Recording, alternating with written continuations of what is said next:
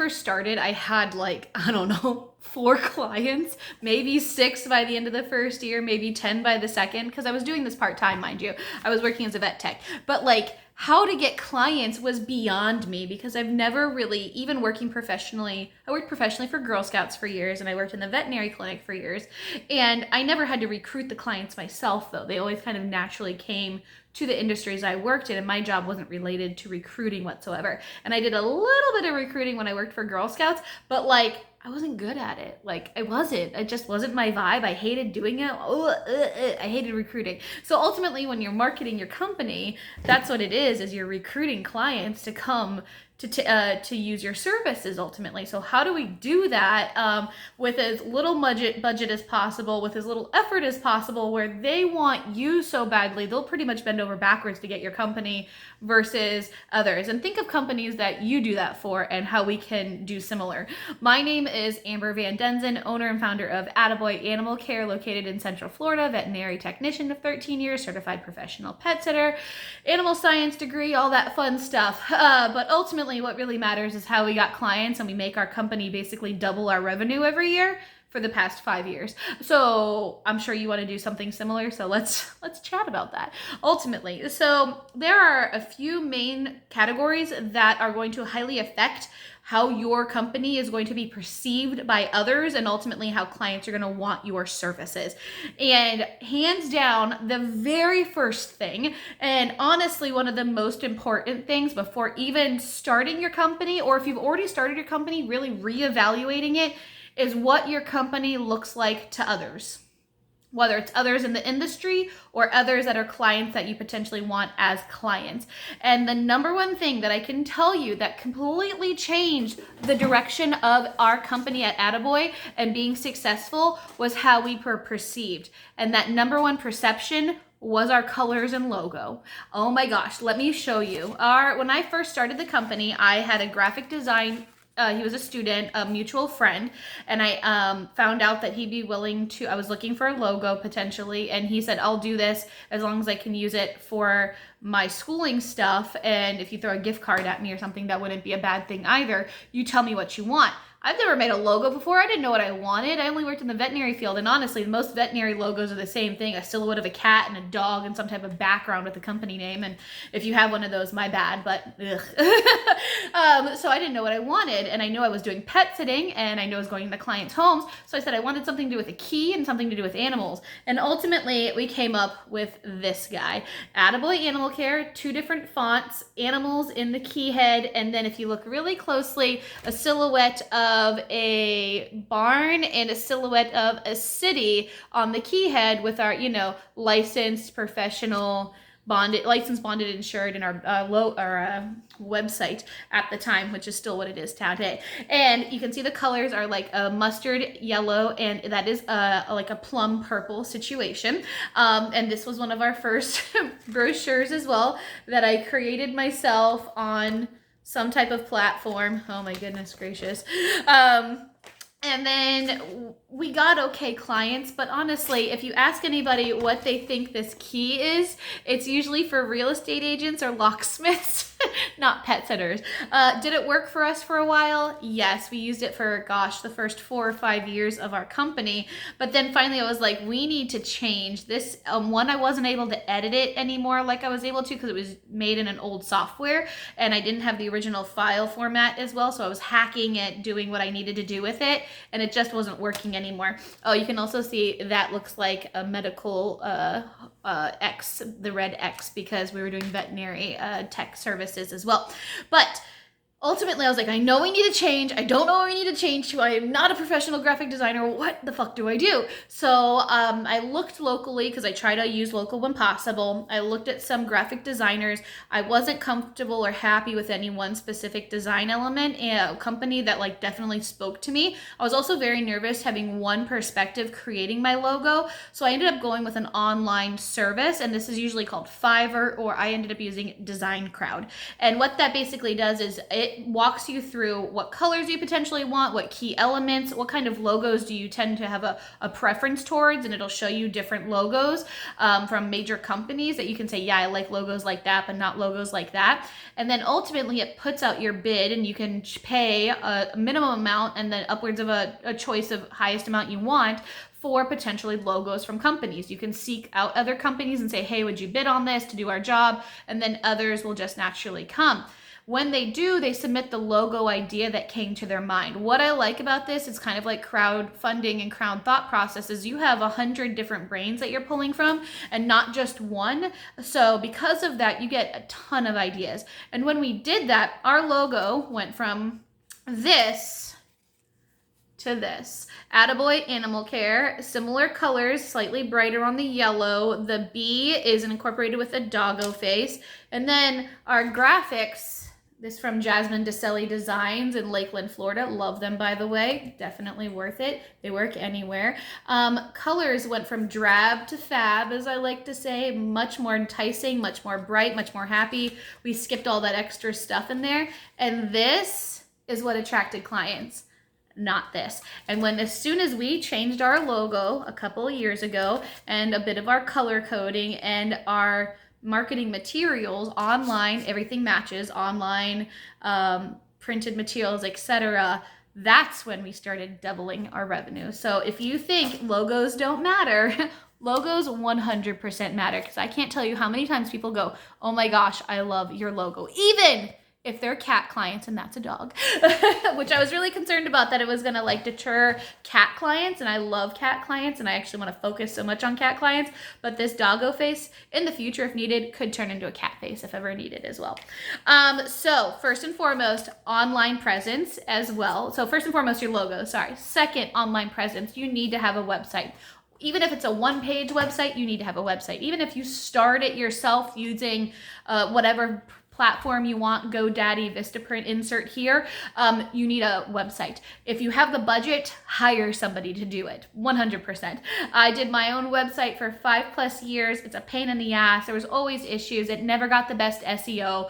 And sure as shit, as soon as I paid someone a couple $1,000s to do one, which we ended up doing someone that was local, or not local, someone that was within the pet care industry that specialized in niche marketed for pet sitters, gosh, like, that's when we saw the game changers happen. The website was so well. We were #1 on Google searches in our entire area. After 5 years, even if we had better websites than the others, it wasn't as good behind the scenes. And I'm not the website designer specialist with all the behind the scenes stuff. Even with experience, not much, I wasn't doing well with it. So definitely you need to get a Google My Business. You need to have your website. Ideally, if you can pay someone, you can get websites as cheap as $600 even from some of these companies. We used a company, like I mentioned, that has, they have like options, and you can choose your options of prefabricated pages, and then you can mix and match them. I love that because I wanted to see what I was purchasing versus just hiring a person and not knowing what the outcome was. I like to have all my choices. I'm the one that likes all the sauces at the chicken station. You know what I mean? Like, I want it all. I want to see it all. So that was important to me. The next thing you need is to set up a great referral system. So either having or having referrals from businesses and referrals from existing clients. We pay anywhere, usually $25 for a successful referral as a credit. Some companies do $100 because they know they'll make up for that in the long run of a successfully booked client. As for referrals from companies, after they hit a certain threshold of we see referrals, which we track in our CMS system, we'll send out thank you cards, we'll send goodie baskets, we'll showcase them on our social medias, all that fun stuff. So that's super important to get those referrals. How to gain referrals with other businesses, see our previous video for that, because that's a huge factor and a whole video on its own. The next thing you need is set up your social medias. Now, you don't need to be on every social media under the sun. You don't need to be on LinkedIn and Pinterest and TikTok and Twitter and Facebook and IG. You just need to choose the top couple that, one, the most that you're comfortable with. And then 2, the one that your demographic that you're going for is most using. We are on Facebook and we're on Instagram the most. We have a little bit of TikTok vibes, but that's more for me versus the business itself. And so because of that, I find that Instagram is great at connecting with other local businesses for referral purposes. And I find Facebook is great for connecting with the potential client and the existing client that loves to see photos of their pets. So that is huge. So I tend to, even if you're not personally on Facebook, definitely set one up for your business. And you don't even have to be frequent on it, just that you have some type of presence, at least monthly at minimum, weekly ideally, and every other day at best. I don't want to overdo it too much necessarily either, in my personal opinion. But I'm not a social media guru at all, but that's my personal preferences when I'm thinking about companies for myself. The next thing you need is, of course, your printed stuff that we talked about. You need to determine if you want to do anything that's printed or if that's too old school for you and your company, and that's fine too. We went from, a multiple page brochure situation to what they call a single rack card. I always forget the name of these and I have to go, that single page brochure, which makes no sense. We have business cards, magnets, we have stickers, and we have patches, but these are more for our staff to put on any shirt that they want. These are mostly used for businesses. When we drop things off, we also include the rack for it as well. Same with the business cards. I actually am switching away from more business cards and going straight to magnets because it's basically the same thing. And we found more success with people keeping the magnets, putting them on their fridge, because maybe people like magnets and then our business name is always there for them. And realistically, it's, we're talking about 10 cents versus 50 cents. And in the long run, that's not much when I'm getting a client for even one visit. That's $26 minimum. Next is your follow through.